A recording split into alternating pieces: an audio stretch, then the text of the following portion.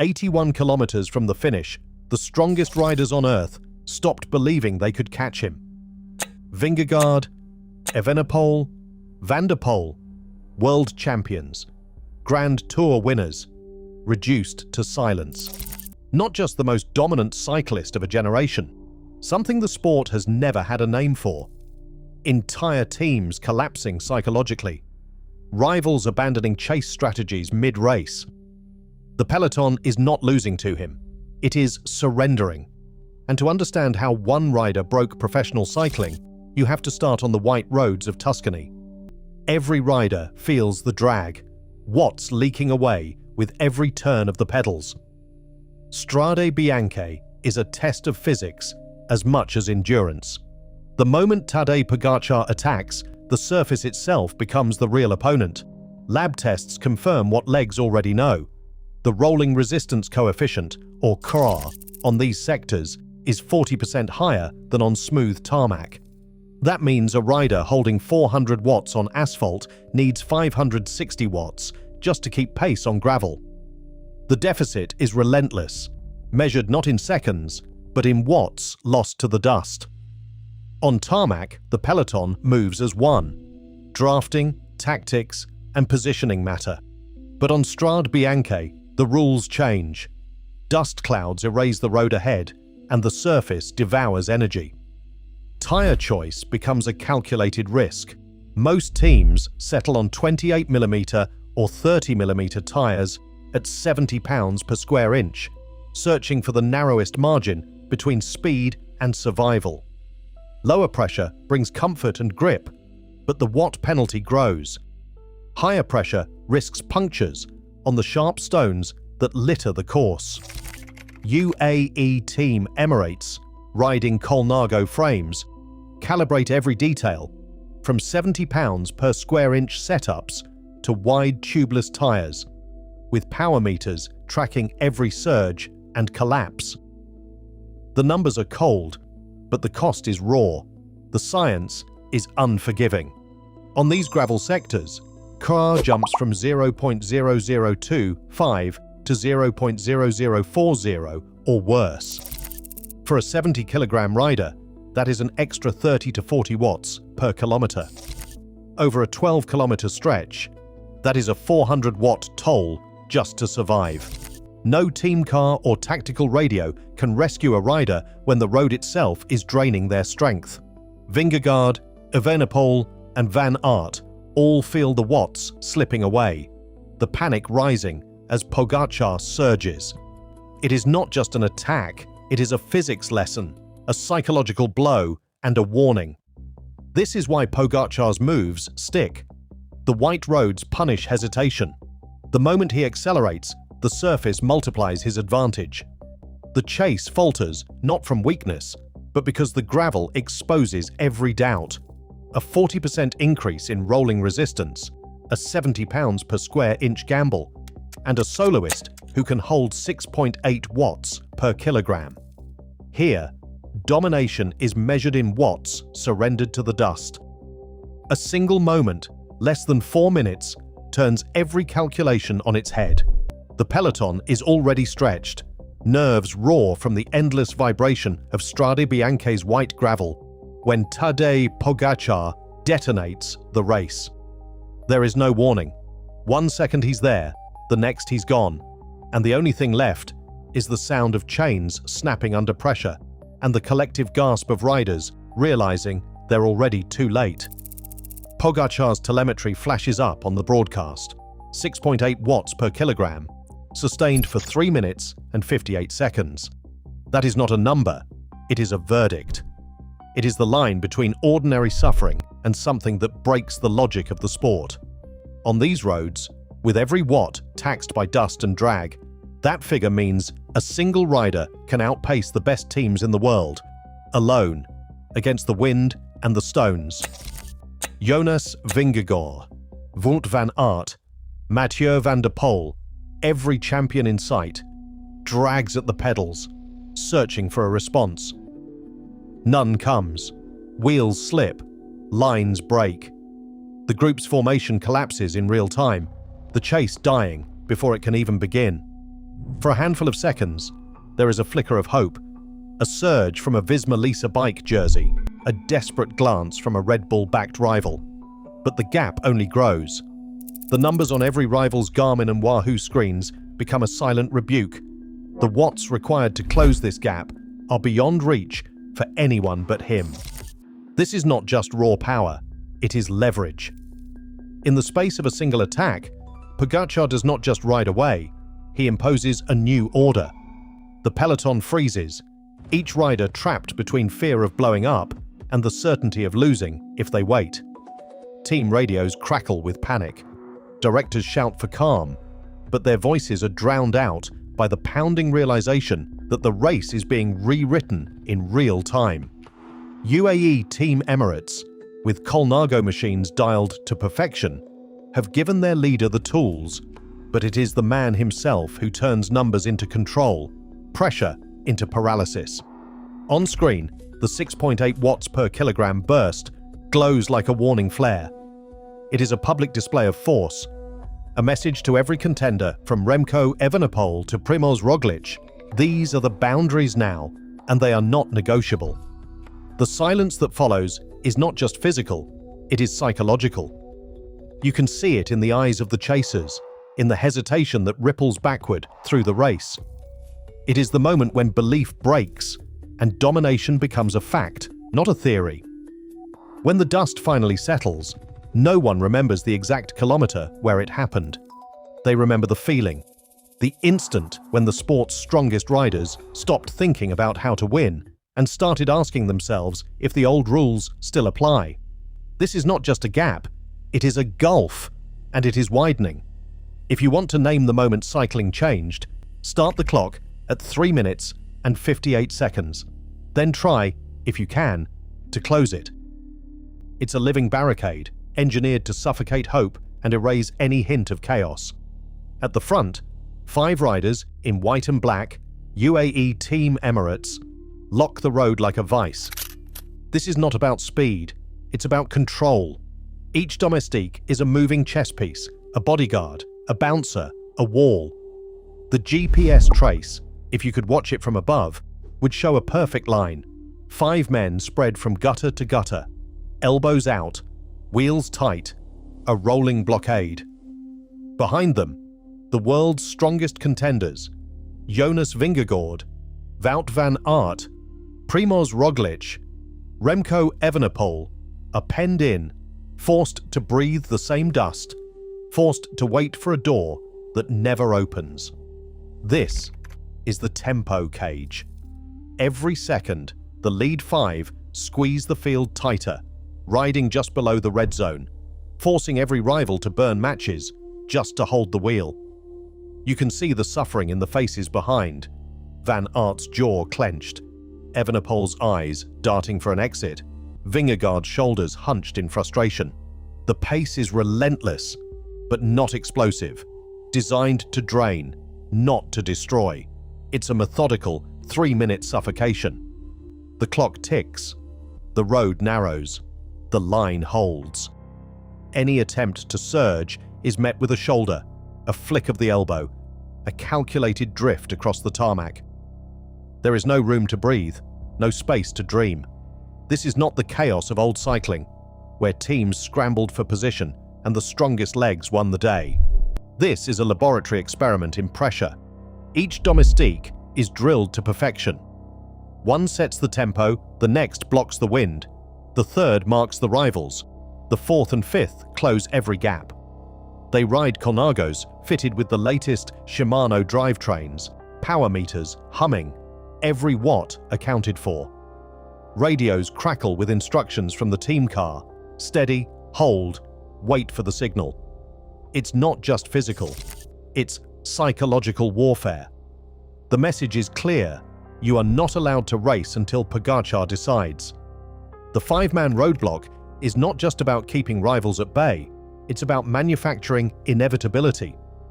The longer the line holds, the more the peloton doubts itself. Even the greats, Roglič, Van der Poel, Cavendish, are reduced to passengers, hostages to the rhythm. Every kilometer, the tension rises. The attack window is coming. but no one knows when. The only certainty is that when the cage opens, it will be too late for anyone else to escape. This is the anatomy of domination in the modern era, a team that doesn't just protect its leader, but builds a fortress around him in real time.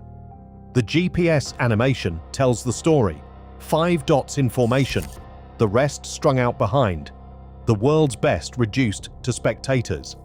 The old logic of cycling, attack, counter, chaos, has been replaced by a new order. One team, one line, one purpose, to make every other champion feel powerless before the real attack even begins.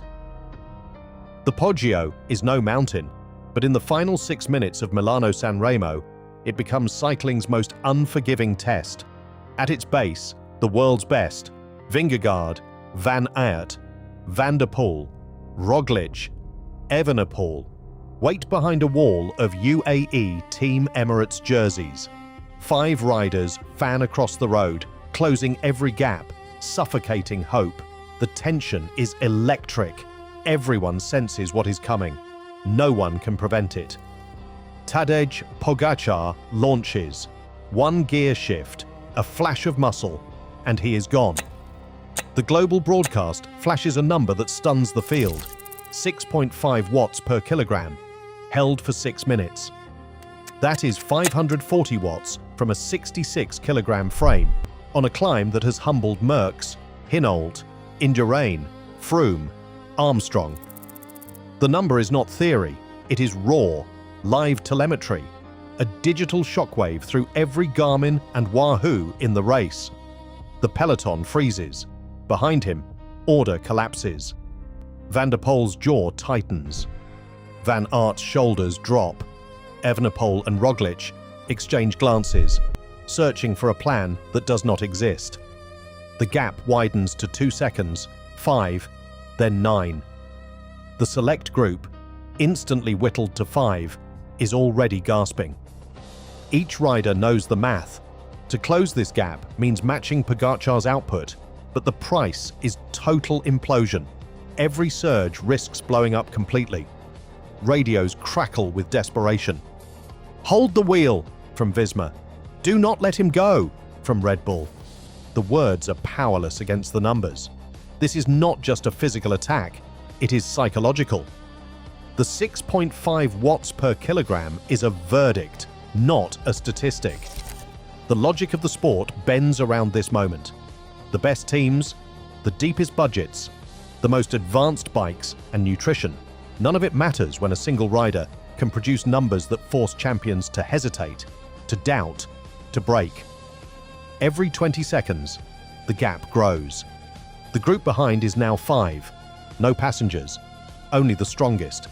But each one is laboring in silence, faces twisted, eyes flicking to the telemetry, breathing ragged. The crowd on the Poggio senses the shift. The roar fades to a nervous murmur. Commentators drop to a whisper.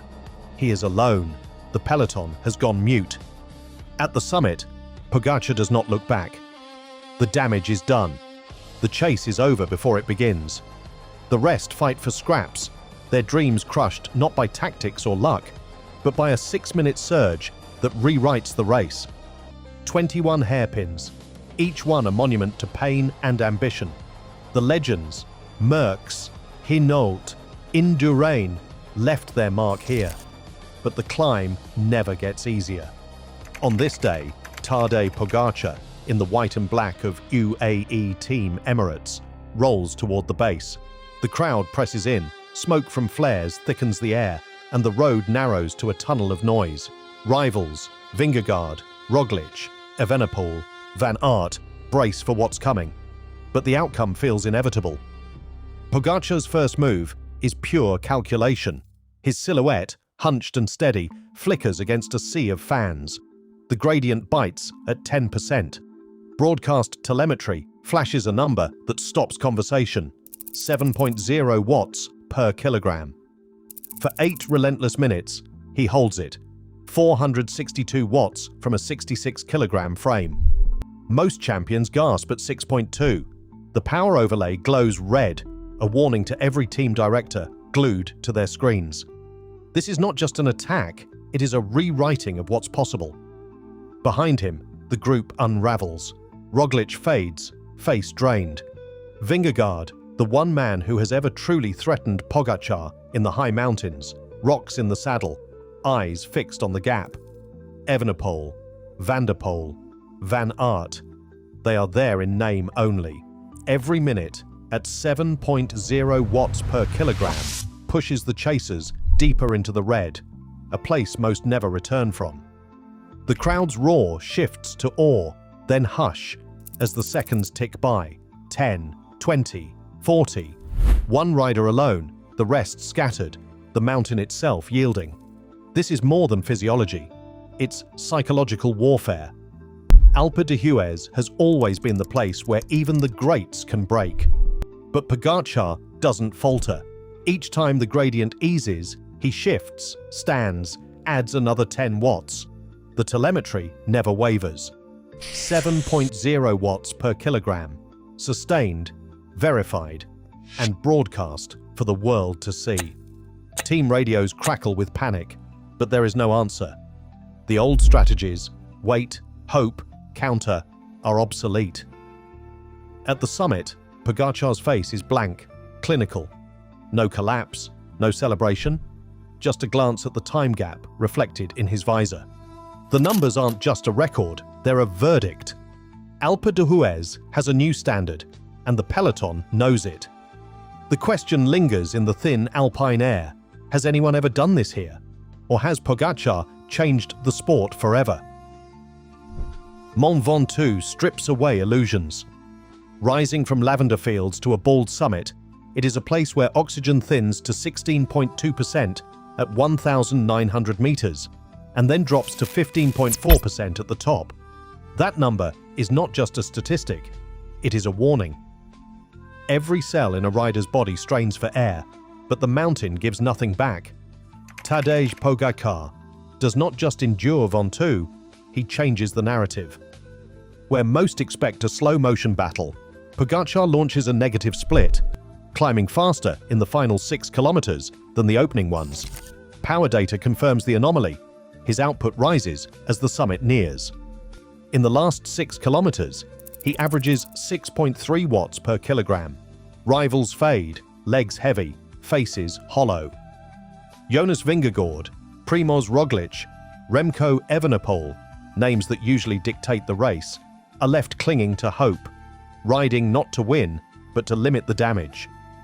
The peloton behind is silent, ambition drained by the mountain's thin air. Galibier is harsher still. At 2,642 meters, it is the Tour's highest paved pass. Oxygen partial pressure here is 15.4%. Air so thin, the heart hammers, lungs burn, and every pedal stroke feels like a negotiation with gravity and biology. Science is blunt. For every 1,000 meters, climbed aerobic power drops by 7%. At the Galibier summit, most riders operate at just 85% of their sea level capacity, but Pogačar's numbers hold. He sustains 6.1 watts per kilogram for the final 20 minutes, a figure that would break most fields even at sea level. Live data flickers, the gap widens, watts steady, faces behind twisted in effort. Vingegaard's jaw clenched, Roglic's head rocking, Van Aert's mouth open, desperate for air. What separates Pogačar is not just power, it is how his body handles deprivation. Between surges, recovery is measured in seconds. Blood lactate clears, oxygen saturation barely dips. UAE team Emirates engineers every detail. Altitude camps at 2,500 meters, hypoxic chambers, recovery protocols. The bike is featherlight, the drivetrain frictionless, but it is the internal engine that matters.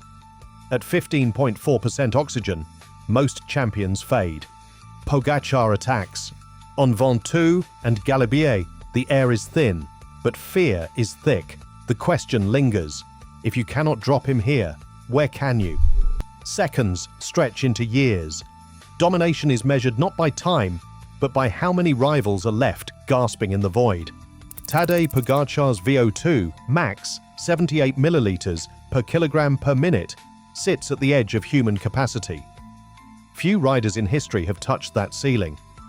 Eddy Merckx, Miguel Indurain, Chris Froome, icons of endurance, hovered in the low 70s. Pogacar's physiology is not just rare, it is almost singular. In the UAE Team Emirates lab, this number is not a curiosity. It is the baseline for what comes next. Functional threshold power, or FTP, is the next line in the sand. Pogacar's FTP sits at 6.0 watts per kilogram, 396 watts from a 66 kilogram frame. This is not a projection. It is measured, confirmed, and repeated under the scrutiny of power meters and rivals' eyes. On the climbs, the numbers are not theoretical. They are lived, minute by minute, as the peloton fractures behind him. For intervals of 5 minutes, his power surges to 7.2 watts per kilogram, figures that, in the Tour de France, break the elastic of competition. Over 45 minutes, he holds 6.1 watts per kilogram. These are not just statistics, they are the reality that shapes every tactical decision in the race. Aerodynamics follow physiology. In the wind tunnel, Pogacar's Colnago frame, tailored to his position, returns a drag coefficient of 0.205 square meters in time trial mode. The bike, at 7.2 kilograms, is tuned for both speed and climbing. Every component, Shimano drivetrain, Oakley visor, stages, and SRAM power meters, feeds data back to the team. The numbers are not just impressive, they are relentless, confirming that every watt is accounted for, every marginal gain realized. Altitude camps in the Pyrenees and Alps, hypoxic recovery chambers, and rapid blood lactate clearance in under 3 minutes define the margins. 4 altitude blocks each year, each stripping away another layer of limitation, push the ceiling higher. Recovery is weaponized. Oxygen saturation barely dips, even atop the Galibier. The body is trained to suffer, then recover, faster than anyone else. For rivals, Jonas Vingegaard, Primož Roglič, Remco Evenepoel, Wout van Aert, the numbers are not just intimidating, they are a wall. When the power overlay flashes 6.8, 7.0, 7.2 watts per kilogram, it is not a challenge, it is a verdict. The fortress is built from VO2 max FTP, critical power, and recovery time. In this era, the laboratory is the battlefield, and Pogacar is the standard others chase but rarely see. The moment Tadej Pogačar launches, the race doesn't just fracture, it freezes. A single surge, and the entire peloton, stacked with cycling's most ruthless finishers, locks up in a collective paralysis. The chase dies, not with a crash, but with a whimper. Telemetry captures the moment. Speed drops of 2.5 kilometers per hour across the group, as if the air itself thickens. It's not fatigue, it's surrender, contagious and immediate. Radios erupt with static and disbelief. Hold the wheel from Visma Lease a Bike. Don't let him go from Red Bull. But the words are hollow, lost in the vacuum left by Pogacar's attack. One director's voice, caught on the live feed, cracks under the pressure. He'll eat us up. Another, desperate pleads. The whole group trembles. The phrase hangs in the air, a verdict on the world's strongest riders. You can see it in the body language. Vingegaard's head drops. Van Aert's cadence falters. Evenepoel's jaw goes slack. Roglič, usually the Iceman, looks over his shoulder, not forward, but back, as if searching for an escape route that no longer exists. This isn't just a failed chase, it's a learned response, drilled by too many defeats. The numbers flicker on every Garmin and Wahoo, the gap, the watts, the futility. The strongest teams, Visma Lease a Bike, Red Bull Bora, Soudal Quickstep, are reduced to spectators. No one wants to be the first to blow up, so no one tries. The pace dips, the group's rhythm collapses, and an invisible line is drawn across the road. On one side, Pogačar. On the other, everyone else, trapped in hesitation. The psychology is brutal. Each time this happens, the script repeats. The attack, the hesitation, the collective freeze. It's not just about who has the legs, it's about who dares to believe. But when the same rider detonates the race again and again, belief evaporates. Even the legends, Eddy Merckx, Bernard Hinault, Miguel Indurain, never made the world's best look this helpless, this soon, this often. The peloton's collapse becomes a case study in learned helplessness. The fear is visible, the surrender contagious. And every time the engine fires, the ripple effect grows. The next attack is met with less resistance. The next chase dies sooner. The gap between what's possible and what's permitted widens. In the era of real-time telemetry, everyone knows exactly how fast they're losing. The numbers don't lie. A drop of 2.5 kilometers per hour, a group that stops racing, and a single man who makes the collective will of the peloton vanish. One rider rewriting the logic of the sport until the rest of the field stops chasing and starts surviving. The next debate isn't about power or tactics. It's about whether modern technology and analytics have created a new kind of fear, a fear that even the best, with all their data and all their science, can't outrun. The old rules are gone. The peloton's silence is the proof. The stopwatch is irrelevant here. Air is the adversary. Every molecule of resistance is measured, every fraction of drag hunted. Tadej Pogačar becomes a living equation, his body and bike fused into a single time trial aerodynamic experiment. The Colnago frame sits in the rig, sensors alive. Engineers from Colnago, Shimano, and Oakley gather, eyes fixed on the screen. The number they chase is absolute 0.205 square meters. That is his drag coefficient in full-time trial position, a figure that defines the edge for a 66-kilogram rider. Rivals know the number. Jonas Vingegaard's Cervelo comes close, but not close enough.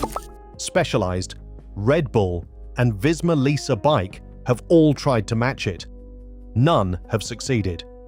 At 55 kilometers per hour, every 0.01 square meters of drag area costs 8 watts. Over 40 kilometers, that is 20 seconds lost before the legs even count. Pogačar's position is more than aerodynamic. It is weaponized. Oakley visors, custom molded to his face, shunt air away. Shimano's Di2 shifters hide in the bar ends.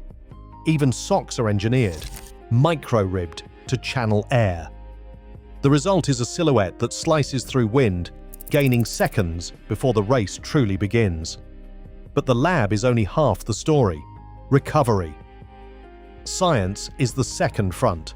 After each stage, Pogačar steps into a normoxic-hypoxic chamber, 35% oxygen, a level that would leave most dizzy. Blood lactate is measured in real time. 3 minutes after maximal effort, his levels drop below 2 millimoles per liter, a clearance rate that leaves physiologists stunned. 4 altitude camps each year, Pyrenees and Alps, always above 2,500 meters, forge a body that thrives on deprivation. Sleep is tracked, muscle glycogen mapped, every calorie counted. The numbers are relentless, the advantage cumulative. Power meters, stages, SRAM, Garmin, Wahoo feed data into the team's server. Every ride, every watt, every pedal stroke is archived and analyzed. Simulations run overnight, predicting the watt cost of every attack, every headwind, every exposed kilometer. The bike's weight, 7.2 kilograms, hovers just above the UCI minimum, every gram justified by wind tunnel data. Tire pressure, 90 pounds per square inch on flats, 70 on climbs. always calculated. Data governs the choices. In the lab, Pogacar's VO2 max is 78 milliliters per kilogram per minute. Functional threshold power is 6.0 watts per kilogram. Critical power for 5 minutes is 5.5 watts per kilogram. These are margins that turn grand tours into processions. The debate is no longer about strength. It is about whether the old logic of chaos can survive in a world ruled by numbers, by science, by the cold perfection of a 0.205 square meters drag coefficient. Eddy Merckx, Bernard Hinault, Miguel Indurain, Chris Froome, Lance Armstrong, Mark Cavendish, names that shaped cycling's mythology, each reigning in a world defined by its own rules and rhythms. In Merckx's era, the calendar was relentless. Spring classics, grand tours, world championships, all crammed into a punishing sequence. The strongest survived, the rest faded. Hinault and Indurain thrived when the Tour de France became the sport's main currency, their seasons built around July. Armstrong and Froome engineered dynasties for a single target, their teams optimized for the Tour, every detail measured and controlled. Now, the map is redrawn. The World Tour stretches across continents and months, a global contest where spectacle is demanded and the calendar never sleeps. Strade Bianche in March, Milano Sanremo, Liège-Bastogne, Liège, the Giro d'Italia, the Tour de France, the Vuelta, and Il Lombardia. No champion has ever ruled them all at once. But the old order faces something new. Super teams once meant Molteni, Renault, US Postal, Team Sky. Today, UAE Team Emirates surrounds Tadej Pogačar with resources undreamed of.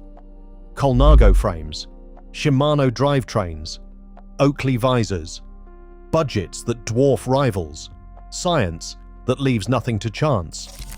Altitude camps, wind tunnels, recovery labs, simulation software. Every watt is tracked, every variable controlled. Rivals like Jonas Vingegaard, Wout van Aert, Mathieu van der Poel, Remco Evenepoel, and Primož Roglič chase a moving target, forced to adapt or be left behind. Yet numbers alone cannot explain what happened in Lombardy, October 2023.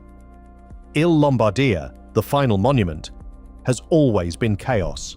One last test for exhausted legs. But as the race entered its final 10 kilometers, Pogacar surged alone. The group behind froze. For 4.5 minutes, telemetry showed 7.0 watts per kilogram, nearly 590 watts. Romain Bardet stared, motionless. The others watched, unable to respond. The silence was total. The old playbook was useless. In that freeze frame, past and present collided. Legends share the stage with a rider who makes even hardened professionals hesitate. Is this the greatest of his generation, or the first of something new? The answer lingers, unresolved. Every time Tadej Pogačar detonates a race, the Peloton fractures, and legends like Jonas Vingegaard, Mathieu van der Poel, and Wout van Aert are left chasing ghosts, not wheels. In this era of super teams, data, and dollars, dominance is not just measured in watts, it is the power to break belief. The war for cycling's soul accelerates. Technology versus terror, science versus heart. Is this the pinnacle or a warning? Drop your take below. What are we witnessing? And what comes next?